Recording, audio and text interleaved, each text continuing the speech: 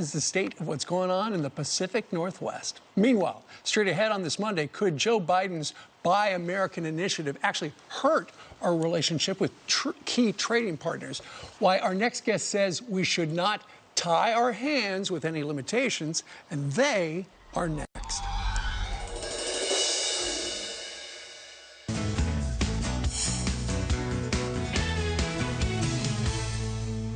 President to sign his Buy American initiative today, aimed at bolstering domestic manufacturing and closing those loopholes for companies that are looking to take jobs overseas. But our next guest warns the move could further strain our relationships with U.S. trade partners. Here to explain, Executive Vice President of the National Taxpayers Union, Brandon Arnold. Hey, Brandon.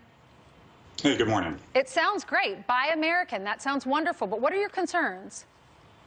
Yeah, sure. Buy American sounds fantastic, but here's the problem. We've already had some strained relationships with our trading partners. Biden said he'd go in and repair those. He's actually already made them worse, and it could get a lot worse from here.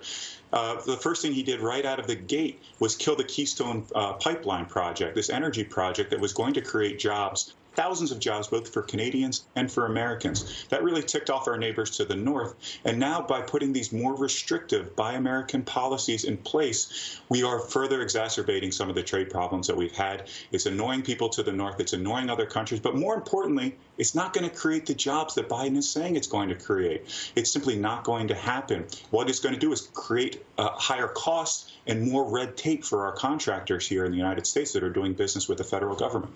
We have to tread lightly here because we want companies in America to do well, but also if we need PPE from other countries, then we don't want to do anything to upset that relationship, maybe with China or someone else, even though China is such a big threat. How do you do that? How do you do it safely and still have American companies thriving?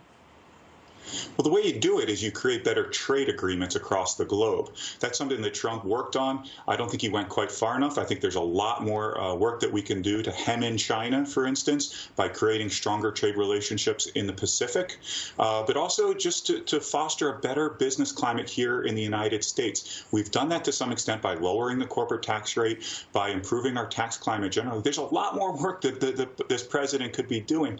And instead, he's going back to the old playbook of the last Democratic administration, the Obama administration, which of course sunk almost $1 trillion into the economy in spending that created jobs, but it did so at a cost of about $4 million per job.